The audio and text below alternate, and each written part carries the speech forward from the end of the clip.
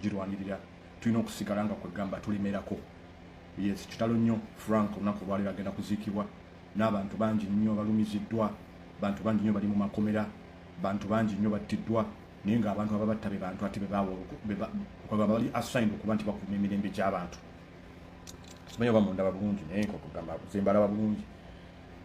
Ekigenda maaso mu nsi yaffe si gwe mulundi ogusoose wabula bizze nga ebintu bino bibeerawo buli kanaku. Bizze nga kwegamba tubiraba, bizze nga kwegamba abantu abamu babifuula okuba nti bya bulijjo, nti omuntu omu bamutta ne kifuuka nga kintu kya bulijjo.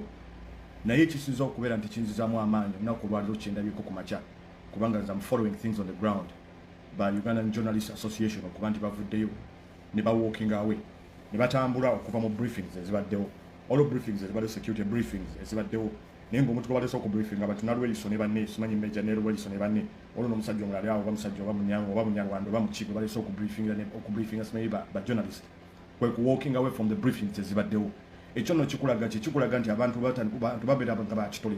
Era omusajja bamuleesaawo ng'ayimiridde simanyi Major General simanyi omusajja ali awo Munyarwanda ayambala galubindi, ali awo omusajja abadde ayogera ng'atintima n'okutintima akankana nga bw'omanyi ng'omuntu alimba.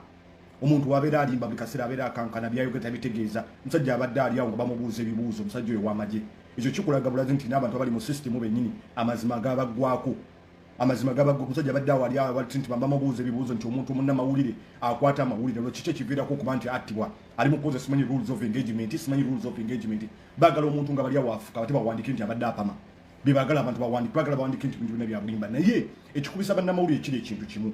Ekikubisa bannamawulire kiri kyakubeera nti broadcasting amazima, kubanga bannayuganda basinga babali tibapayinga nnyo attention. Jjukira mu kitu balina okulonda nga abantu babeera mu bintu by'amabaala, abantu babeera mu bintu bya disco, babeera mu bintu bya kusanyuka, abantu babeera mu bintu bya diversion. Naye no for the first time ever eno election yebaddewo ng'abantu bonna bapayinga attention to bitu, kubanga abantu bali mu mayumba, abantu bali mu lockdown. Kati ebizibu byonna byonna ebinyiga abantu byonna bibanyigira wamu nti abantu amatuga bwe gali clued on. Nze njagala kutwala omuvunaanyizibwa okugamba abantu bonna bw'obanga oli wa kika kyange ng'owagira NRM, please nze toddamu kumpita wa kika kyo, kubanga wano bye byatuuse biri between good and evil, between bad and good. Bw'obanga oli wa kika kyange ng'oba oli mukwano gwange ng'owagira NRM, please nze neesonyiwa nvaako kwegamba mbere nga siri wa Luganda lubeera ng'ondaba bulabi, kubanga bwe byatuuse bintu byakwebereramu. Saagala kubeera nti nina omuntu ng'abantu abasiru omulimu oli wa famire yange ate weefuula nti owagira NRM mulaba ekitta abantu ekigenda maaso. Era nawe obanga omuntu omulina nga wagira NRM, please mumugambe nga muntu wa Luganda lwo, please toddamu nze kumpita wa Luganda lwo, mugambe nze neesonyiwa genda, kubanga this is between good and bad, between evil and good. We byatuuse bintu byakwebereramu. Bino by'omuzannyo byavaawo dda. Abaana b'abantu battibwa buli kaseera, tuyinza kusigala nga tuli ku bintu byebimu. Nze obanga oli mukwano gwange kobe ng'ogoberera page eno gye ndiko ng'oli wa NRM, please tongoberera. Saagala bagoberezi, saagala kundaba nti abantu twalaba nabadde nnamba z'abantu, saagala kuba na kika kinene nnyo. Ne bw'obanga nkuwasiza ng'oli mukazi ng'owagira NRM nkugoba, saagala basiru. Ne bw'obanga oli mukazi simanyi oli mukazi wange, simanyi oli mukwano gwange, simanyi oli wa kika kya ng'owagira NRM, nze awo tuba twawukanye. Byatuuse is between evil and good. Abantu b'abantu bayiza kutirimbira oba tumatandika okulimbalimba abantu amajegulu gavuddeyo. Museveni alowooza oba bannayuganda basiru. Kamera tesobola kulimba mwami Museveni n'abantu bo, kamera tezirimba. Omusajja bamukute ku gundi ku kamera ng'emmotoka emulinnye ya poliisi, muzze mutusiwoza nti yavudde kabangali ya poliisi n'agwa wansi, simanyi n'agwa wansi n'akuba omutwe wansi. Bino ebya Museveni oba alowooza abantu bajega Museveni oba oli dimentezi nagamba Museveni wayiika Windows. Naye omutaimu yammwe egenda kutuuka Museveni abantu nga babatwala kaguddeyo. Time egenda kutuuka ate kati kye tuli tetusobola kupowa, tugenda kusigala nga tuli bazibu nnyo. Nze bw'obanga owagira NRM ng'oli wa kika kyange ng'oli mukwano gwange, nze bambi essimu yange togikubako, nze ngamba bugambe n'obanga oli muzadde wange owagira NRM nze nzaalukuka, because this is between good and evil. Mu abantu abawagira NRM ne mulaba bigenda maaso nga muzika baganda bamwe buli kanaku, abasajja mu bawagira ku kyabo balina kaki ekisinga okunkwasa ennaku kwe kulaba abantu ab'ekitole abatono nnyo abavubuka ab'ekitole simanyi baani, saagala kwogera mannya g'abantu, naye ng'omuntu atambuza enjiri ya NRM nga mubaziika abantu abaana abato, Ashirafu family ya Ashirafu mukyala we nga baziika abaana abato, nga babaziikira nno kuki, babaziikira bali abatudde mu gundi mu bizimbe byabwe ebinene, abakutte emmundu zaabwe abagenda okufa enkya. Abo abasajja tugenda kubasiba ku njegero lunaku lugenda kukya, lunaku lujja very very soon. olunaku lugenda kucha very very soon nze kyenda bikuma mawulire bannamawulire be Uganda olunaku olwaleero kyongera ebintu ebimu byenda binyongera kumpa maanyi ebintu ebimu byenda binyongera kumpa maanyi lwaki ndabye bannamawulire munnamawulire asituse n'atunula omusajja oyo w'amagye n'amugamba sebo nze gwolaba wano bankuba ne bankuba sikyesobola okwebaka na mukazi wange omusajja akyogedde nagamba sifaayo abakoddomi bange bayinza okulaba firigundi eno agambye sikyasobola kwebaka na mukazi wange poliisi yankuba ne banyonoona obusajja naye ozze wano oyimiridde mu nsi okutuwa apology okutubuulira okutugamba nti wali twakoze ensobi kubanga ensobi zikolebwa naye okujja wano n'otusiriwaza bannamawulire abali wano lwaki tuwuliriza abasajja bafaanagana nga bano tusituke tugende ekisinza okunzizaamu amaanyi bannamawulire bonna basituse omusajja simanyi bano bamejja byaki bamejja bya yonna abadde ali awo omusajja nga yogera nga yenna akankana nga bw'omanyi omuntu ng'alimba nga bw'omanyi omuntu ng'alimba abo bonna boolaba bamafia bonna balwanirira status quo obulamu bwabwe babadde comfortable emyaka gyabwe gyonna ekintu kye balaba olunaku olwaleero tebakirabangako nazze ne mbagamba juzi video zanakoze mabega bbiri ne mbagamba Uganda efiirwa abantu 5 over 500 Ugandans die every single time nga bafaaki bannayuganda abasukka 5 bafa malaria bannayuganda basukka 5 bafa malaria buli mwezi ne buli muntu kimu bibiri covid bumwani singa mwali mwagala nnyo abantu lwaki mwagula ennyonyi mu pandemic bibuzo bitwagala okubuza gavumenti ya Museveni oba mwagala nnyo abantu masiki sente mwajjawo eza masiki lwaki temwawa abantu masiki bw'oba mwali mwagala nnyo abantu okuwonya abantu covid-19 lwaki emmere gye baabatondera bannayuganda okukibawa lwaki temwagibawa lwaki buli kimu nekyokutta abantu kati mwassa abantu abo abantu bafudde covid-19 bw'oba mwagala nnyo abantu tunula ekiri mu ekikubo kiyisa abantu abasukka 13,000 mwami Museveni tosobola kusiriwaza abantu bbanga lyonna tosobola kino tukimanyi kiriwo okumaintaininga status quo tukimanyi kyekiriwo kumetenga status quo abasajja bano mu busiru bwabwe they are so stupid nti mu pandemic gye beekwasa mu tebabonyamu ate teri n'abantu babuuza bibuuzo bino lwaki mugenda okugula ennyonyi se n'abantu bazitambuliramu nga musobola okugula vaccine mugambe eri mwasasula ennyonyi tuzeetaaga naawe we can get a refund kiringa bw'olaba bwe mulaba temulina nva waka ate omukazi n'agenda n'agula engatto kiringa okuba nga temulina mmere gye mugenda kulya waka omuntu n'agenda ng'omuntu akasente keminamu akatono omuntu n'agenda akasente n'akagulamu engatto essaawa eyo mba mwetaaga mmere oba muba mwetaaga ngatto ebintu bino byetaagamu okutegeera byetaagamu okutegeera kubanga gwe toyinza kutugamba ewaka tewali mmere kati ate ogenze mu katale ate oguza engatto singa mwali mwagala nnyo Uganda gavumenti baagibuuza Museveni baamubuuza mu parliament baababuuza ne electoral commission nti Uganda ina capacity esobola okuteekawo okulonda mu pandemic. The answer is no. Yete sobola kuteekawo okulonda mu pandemic. Nechi baali babaliddeko baali babaze nti bagenda kuteekawo scientific elections nti ng'abantu batambula butambuzi ku radio station na kubeera ku internet n'engeri Uganda tebisobola. Uganda tena capacity erwaninga election efaanagana bwetu olaba na America ensi ezaakuledda tezirina capacity esobola kulwaninga election over the internet over the radio juzi Kyagulanyi yasasulanga sente ku radio nga bamuteeka ku radio ate radio frequency nebagijjako nasasula sente awantu ne babakubira emigo mu studio nakola bwati ne babakubira emigo naye abasajja b'amagye ne bajja ne batandika okusiriwaza abantu abasajja bano abanyarwanda ne batandika okusiriwaza abantu wabula ekisinga okwewuunyisa mu basajja bano bagamba nti NUP people power etambuza obusosoze mu bantu njagala tubale ba DPC bonna be twakategeerako amanya gaabwe Ayine Atwine Bayine simanyi ani omulala Ankole bonna beetolodde ebitunu ne mu Masaka mwennyini omuli abaganda bajjudde bwe bati mbo DPC wa Greater Masaka bamuyita Abayine kyogamba mu Masaka omwo temuli baganda bali mu poliisi basobola kubeera RDC ba mu kitundu ekyo naye abo abasajja bonna abasinga bava Rwanda babajja Rwanda abo basajja si bannayuganda abo abasajja bonna abasinga si bannayuganda gwe n'otugamba nti NRM government is a government of inclusiveness naye nga abantu bonna aboogera ate akantu kana batu tebanna bakabuuka bwe baba balina communication bagenda okuteekawo ng'egenda eri mu bantu bakozesa figurehead oba linnya lya Muganda bwe baba balina ekintu kyeboogera ng'amagye gakikoze omuntu asooka okyogera ku bamuyita afande Nalweyiso babuyita Nalweyiso bwe baba tebateekawo communication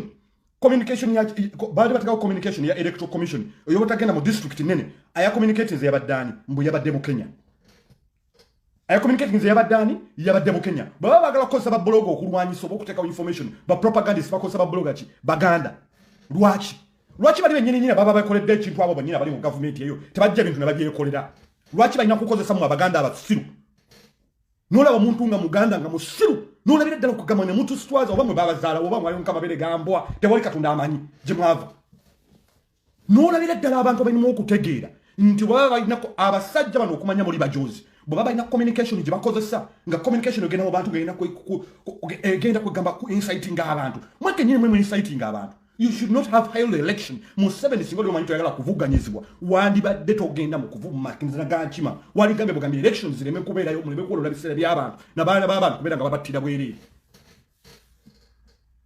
Museveni kino tukiddamu. Bw'oba wali okimanyi tosobola kubeera yo elections tosobola kubeera election mu pandemic. Wandi badde election tezibeera yo. Baakugamba mu parliament akawayo kagamba nti singa waba waliwo okulonda. No want to waliwo embeera tali conducive election obutabeerawo nti speaker of parliament are becoming automatically are becoming a head of state. That says in the parliament. But that says in the constitution. Nti singa waliwo embeera etasobozesa kulonda kubeerawo.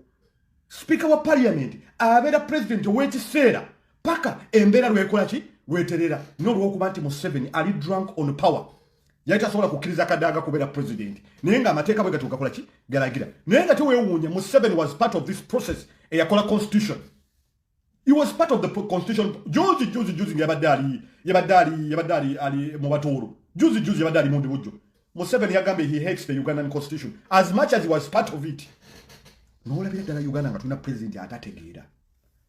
Nze neewuunya sometimes waliwo ebintu ebimu binshokinga naye ate sometimes ebintu tebinshokinga lwaki kubanga manyi bizze bibeerawo. It has become a norm, but what cannot become a norm is burying our sisters and brothers every single day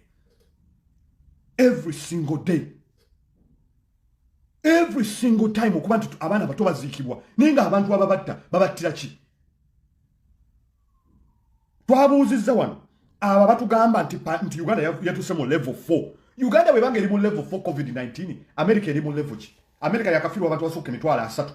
Tuze tubawa statistics jezi twabagambe nti malaria ate abantu basuka 5 a month. Njagala kubuuza abantu ba experts abatugamba nti COVID-19 numbers zeyongedde. Is this analysis based on facts or based on bad politics? Twakibuuzizza abantu abatugamba nti COVID-19 yeyongedde. Kati twagala kubuuza abantu bano COVID-19 numbers ziri based on facts nti bakoze kibayita mass testing nti ne Uganda omuntu asobola ku affordinga muganda mbwakwate emitwalo 2 simanyize mwateeka wezo okukebera COVID-19 tube 10 n'emeka. If you people were worried about Ugandans, mwali badde mukola mass testing ya bwerere. Mwali badde mukola testing ya ne oku testing ya Uganda kyetagisa sente. It requires you money. This is not about COVID-19 tebabalimba. This is about maintaining Museveni in the status quo. Uganda's #1 problem and last problem is Museveni. Unless we get rid of Museveni, there is nothing that can change in that country. Even all these manifestos about Uganda, nothing can work. Kubanga institutions like Museveni yazita. Museveni killed all the institutions. Ezegwanga. Ayagala okusima toilet. Toilet yazisanga bagisimye bakimaye bagibiseko ayina kuyita Museveni. Ayagala okuteka omudala gwa kabalagala ayita Museveni. Ayakoze nayikondo Museveni. Ayakusimanya emotoka zo omuntu kuze babye Museveni. Simanya ayagala simanya abadayo chaka solini mu mabako Museveni. Buli kimu kitambulira ku Museveni. Everything state house yatira dala buli kintu kyonna. If Museveni really cared about that country, chiyani baddaso kokola kwe kukendeza ko budget ya gundi ya state house. Bagamba tukozesa sente nyingi nnyo, sente ze mtu zidiverting omukuwonya abantu. Have they done that? Bana Uganda baleme basirwaza. Baleme kubasirwaza. Muberenga mweberera mu munyo okubuuza ebibuuzo. Mubuuza abasajja bano lwaki mwaguze ennyonyi nga twetaaga eddagala bali koze vaccine gyeri. Lwaki temwaguze mu eddagala? Baleme kubasirwaza.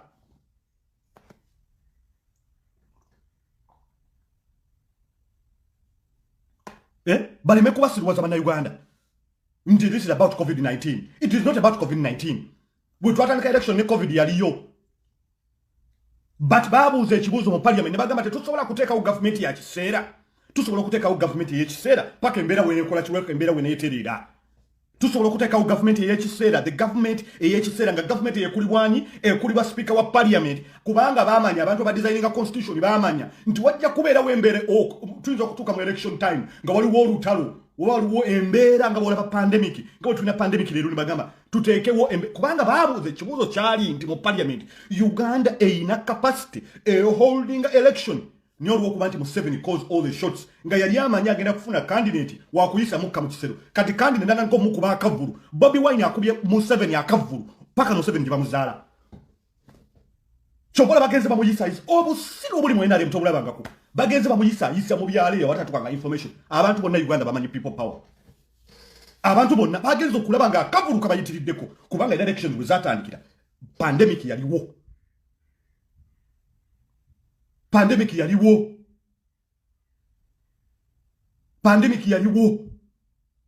bino byonna byakubuza it's not about Museveni yali amanyi mu anticipation ye bamugamba you're going to go and have the most easiest election ever you're competing with the man who was an ex-my drug addict but bamanyi baliko bali just excited they're going to run out of steam little did they know nti my friend waliwo kintu kyebayita biology nti biology Kyagulanyi muto he can withstand so many situations with all the frustration that has been happening to Kyagulanyi bakipize nga mugundi ekeninga momentum bakuba Museveni akalunze neewunya n'okutuka Museveni jazalibwa nga abantu batolera Kyagulanyi sente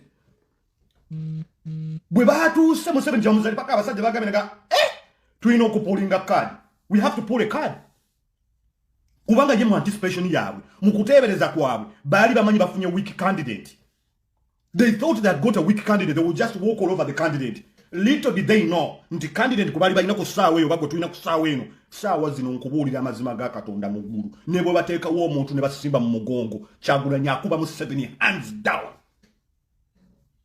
hands down with all the frustration with all the intimidation Lwachi because all Ugandans need is a new hope they have a light in the tunnel by no omuntu ayogera olulimi lwabwe banna Uganda bazadda abaana bali wansi myaka 35 bali 75% toyina kyogamba banna Uganda kirwawo kipya olulimi lwawulira lwa Kyagulanyi ye mukulembeze oweki ensi zonna ezisinga ennaku zino kulaba Canada why is Canada prospering balina omukulembeze alowooza nga bo tunulira France but we have an 8-year-old man who still thinks and lies to people nti ngenda kusakirwalinga future yamwe nabuuziza bano simanyi ba corporate bano bansasula musolo simanyi ngenda mu office ni nakalimu kange nababuuziza ntigeza ko sabe kusendeza NSS problem zebwa jeziri bazeewola ba mafia bagende bagule mu kasooli kakati ogenda omuntu yakwata sente zo ezobokadde agenda gule mu kasooli how are they going to secure your future tubabuuza omuntu yakwata sente zo nazeewola agenda gule mu kasooli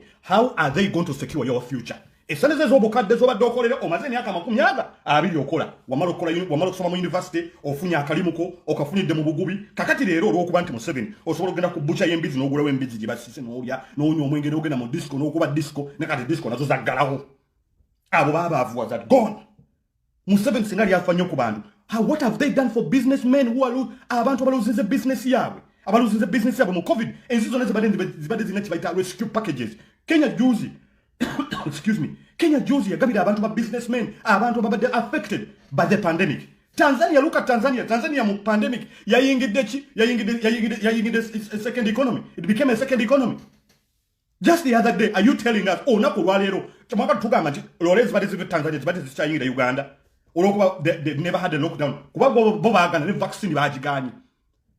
When is the time for Ugandan government, a responsible government, going to come out and give Ugandan businessmen a rescue package? Entertainment industry down.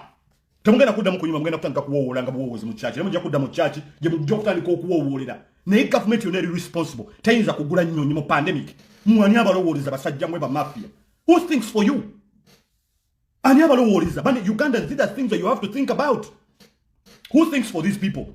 In the middle of the pandemic, other countries tebakyagula bintu bitera kuyamba bantu. Bagula vaccine mu mwagula nnyonyi ani agenda zitambuliramu. N'olaba embaata zino. N'olaba embaata za NRM oba ani alowooleza mu gavumenti ya Mwami Museveni. Tosobola kumutegeera. Ne bagenda babaguza omuvumba gw'ennyonyi ne mugulita ku ssente empitirivu. Wabula ate Uganda erinamu stake ya 0.001. Ago gonna gali mabanja. Ssente zonna ze baabawa mu COVID. Mwazi ba milioni 888.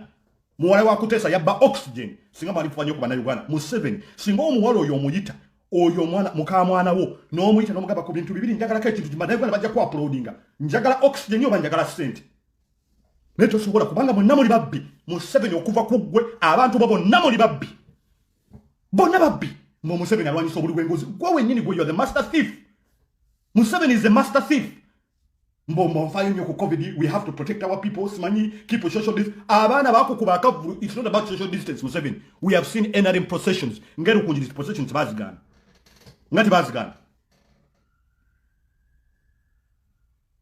ngero kunjiri kunti bazigana procession ngati bazigana irukunjiri lwaki ekabale procession ngati bazigana how many people were killed in that region how many perhaps probably none perhaps even none Uganda these are questions you have to ask no mamulonda ba MP ba mwabuze bibuzo embereri wolunako olwali nga tetunakulonda ogikoledde kigwe waliwo tukoledde ki what have you done osobola okugenda ku Ugandan parliament answered no genda ku answer nolaba MP ogweyagala okuza mu parliament biki byabadde akola sometimes feke nyife tweteka mu predicament we send the wrong people to do the job kyo Kyagulanyi kyabadde agamba abantu tovola nti yalonda abantu on merit Kyagulanyi tayina muntu alimu yagamba abantu ekisookera ddala olina okubanga values zo towards people power zeyolese ebikolwa byo nga bawolaba babashiri mbazira nga bawolaba bamalende nga bawolaba basegirinya nga bawolaba basegona these are performers these are people that have been performing segona ku muntu alokumuza mu parliament it is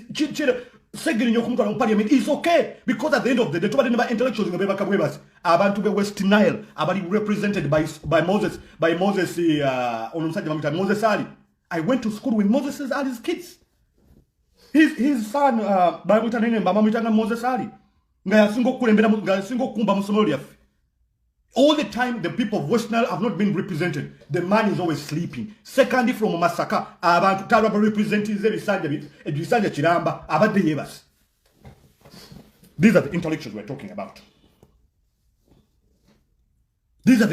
talking about tewali kintu kigenda kukyuka mu Uganda for as long as the status quo remains the same bali abantu baliwo kwekusa bonga bo families abakasitazi banga ziri bulungi nawo wamaja yambadde uniform unako olwaleero muganda wange ogenda kunoonya gy'okweka ekyambalo ekyo muganda wange when the time comes nga tolabawo otandika okudduka mu bantu bane mu nyambe ebyambalo kigimu ngolaba kizito olaba tolina osobola kikweka bannange mubeere nnyo bantu olunaku olwaleero yinza okuseka olw'okuba muganda w'omulala olw'omuntu omulala aziika muganda we naye bannange tubeere nnyo abantu abali very vigilant toseka ng'olaba muganda wattiddwa omuntu yenna ne wabattiddwa liwaba wa NRM tetukiwagira I don't support it no one should lose their life simply because they're fighting for what is right why can't we debate just on ideas we should be debating with ideas omuntu alina ideas naayitawo and that is what Kyagulanyi has been saying buli kyabadde agenda Kyagulanyi message ebadde delivered to the people that live in that area bwatuuka mu b'emmwanyi ayogera message ya mmwanyi yatuuka e Busoga nga ennyanja yaabwe bajja batwalako n'abagamba ennyanja yammwe ejja kubaddira temujja kuddamu kulya magumba which is true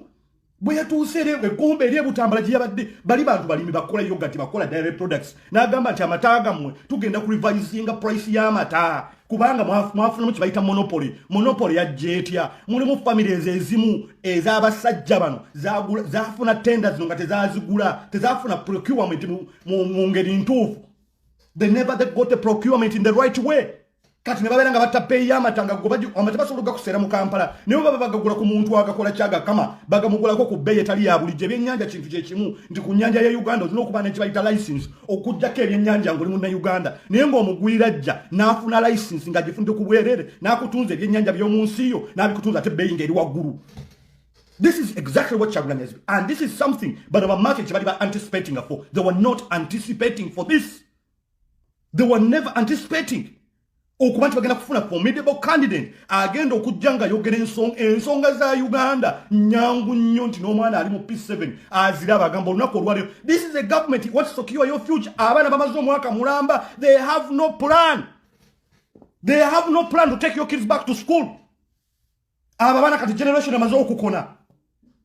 A whole government of intellectuals, they have no plan of taking your kids back to school. There is no plan. Whereas millions have been stolen. okuteka SOPs in masomero. They haven't got a plan to take the kids back to school. Omwaka mulamba gugenze katwaingide COVID 2020. We have COVID 2020, which means even the following coming year, because you're going to a lockdown, the kids won't go back to school. Their parents are not working, they can't afford it. Excuse me.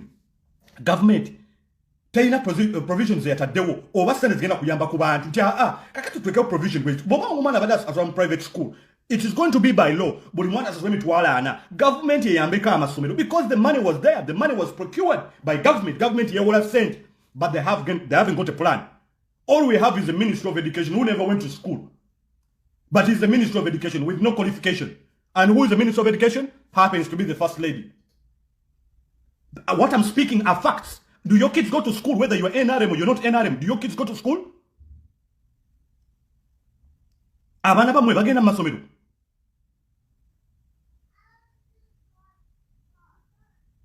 Abana bamwe bagenda mu masomero. It is a question whether you support NRM or you don't support NRM. These are facts before your eyes. Has the government come out with any plan? The answer is no, because you assigned the wrong people to do the wrong job. It is as simple as that. This is not me manufacturing facts. These are facts on ground. And this is what Kyagulanyi has been saying. Positions of leadership. People who can actually deliver. They deliver with experience. They deliver with expertise. But we're having a Minister of Education in Museveni's government who wants to secure you for your future. But your kids have taken 1 year without going to school.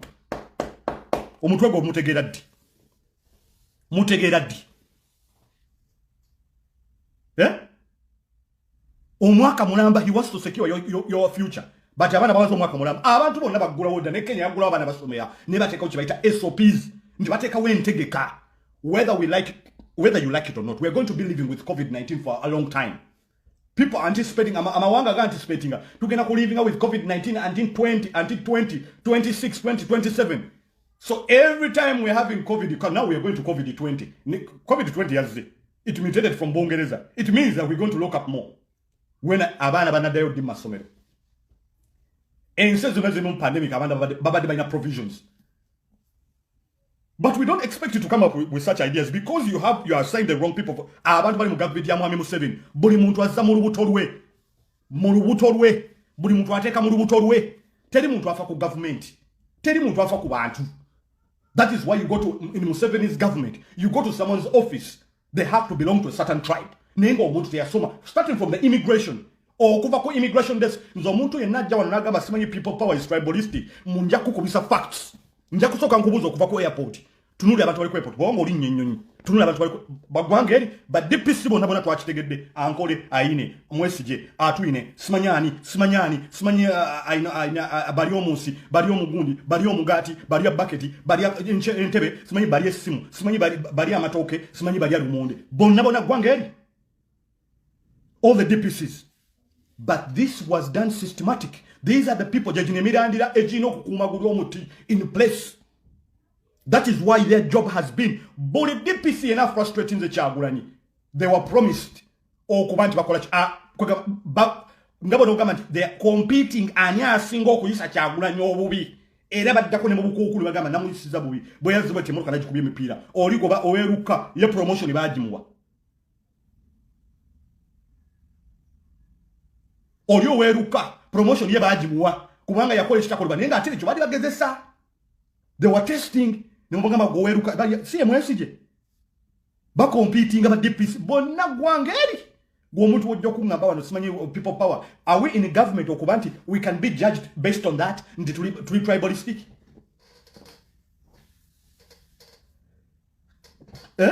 Are we? Ndi people power is a Buganda youth movement. No, it is not. It's never been about Baganda youth. Secretary General Munyankole man. First Lady Munyankole woman. Vice President from the North. How can we be tribalistic? Let's kasome hierarchy ya NRM.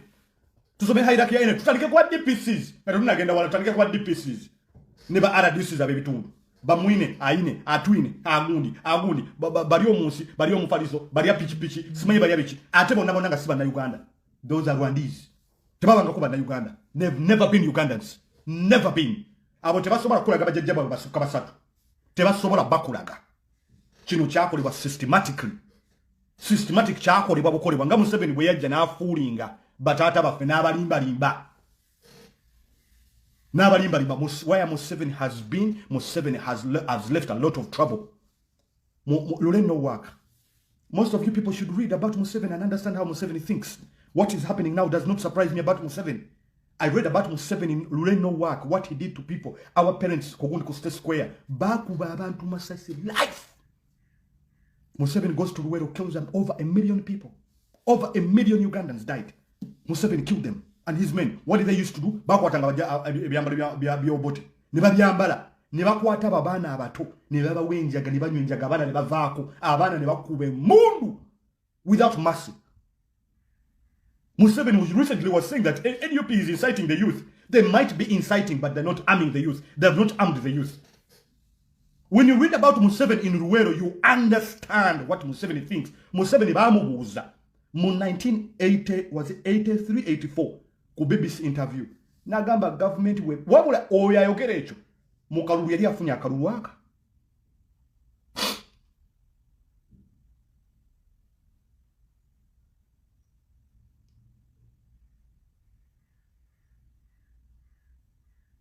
Yali afunye akalulu aka.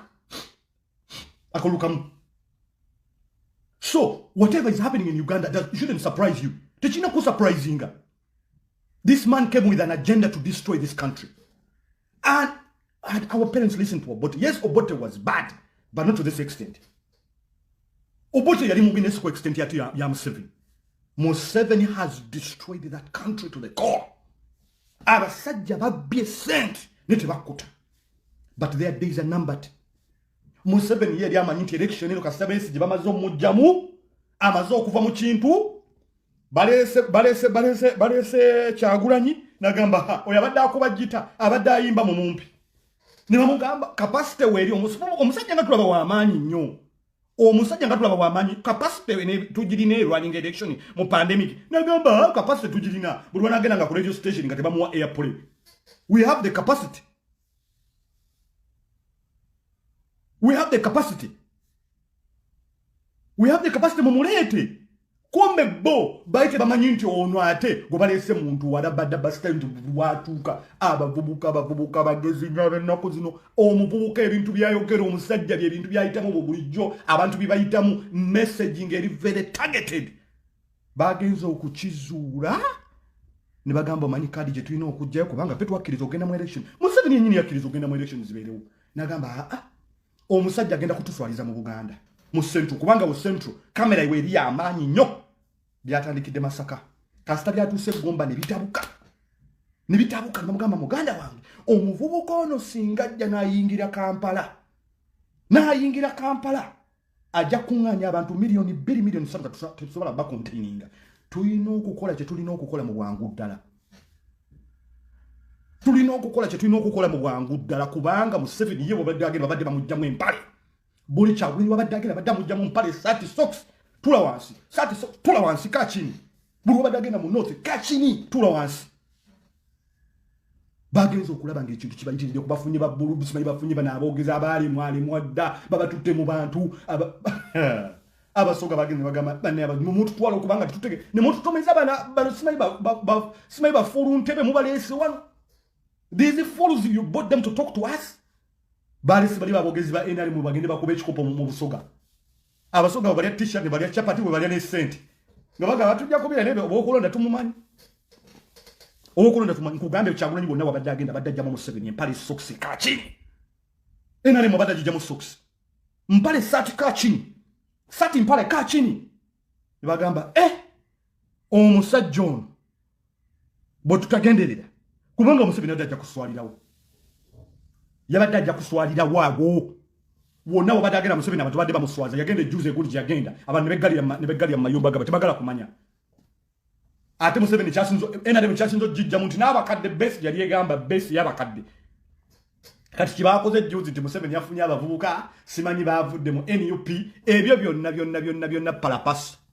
teri muntu asobola kuva mu NUP n'agenda mu NRM ng'agenze kyeyagalire mbu olw'okuba NRM representing ebintu byanjawulo. NRM mwana muto nti baamuzadde eggulo byayogera oba ebikolwa bwe byanjawulo nnyo okujjako nga tolina magezi. Tewali muntu era oyo yasangibwa nga tewaliwa NUP. Ensonga za Uganda zinyiga buli muntu n'oba oyambadde yero zikunyiga. Ensonga za Uganda ne bwoba owagira NRM zikunyiga. Zikunyiga ne bwoba owagira NUP zikunyiga. Nate wa NRM zikunyiga nnyo kubanga mulimu kibayite ebyana n'abaana. Nti Museveni waliwo embata z'ogenda n'olaba Museveni yaleeta emirembe. Waliwo gavumenti eyinza okufuga nga tewali security. Waliwo gavumenti eyinza okufuga nga tewali security. Teriiwo. Era oyo omuntu aba yasangibwa nga muntu si waaki, muntu si wa opposition. Mulimu ebyana n'abaana. Olwo kintu kimu kyembuuza abantu ba NRM bulijjo. Museveni wabanga yaleeta democracy mu Uganda. Lwaki democracy mu NRM takola? Bantu bameka be waliwo era beesimbye ku Museveni. NRM eteka waka myufu aka chairman waayo. FDC badde ekikola people power ekikola. Diwo ololabye mu NRM nga abantu beesimbyewo nti beesimbye ku Museveni. Kyokka mu NRM bali incapacitated tebasuubira boba the immortals of dust tebasuubira muntu kufa. Bano juzi waba bamukula bava bagamba nti awe musinyi wa jito wa MDD tayinza kutufuga. Naye mukula ayina gundi mu kubuusa ennyonyi. Abeera mu kunyonyogera mabere g'abawala bato. Muruji ne mugundi ne mwanje babeera mu kumunyonyogera mabere g'abaana bato nakubba bobisi dagali ya abantu ba slim. Juzi badewo n'akamyufu ka NRM labe mu jali mu NRM ndi epate y'emirembe y'aba intellectuals abantu weekuba ninga beekubira kuki. Today ko instant yaliwo Zimbabwe. Muganda wa Museveni yakuba muwala wa Kuteesa. Mukalulu. Oyo muganda wa Museveni somo mwita sodo, simanyi sodo mawunya ante ogawulira. Simanyi sodo yakuba muwala wa Kuteesa Mukalulu. Kiche kyaliwo. Kati bali abalina emivyo Mukalulu ffe tubalekera akalulu kaffe bakabale over our dead bodies. Tambuza video.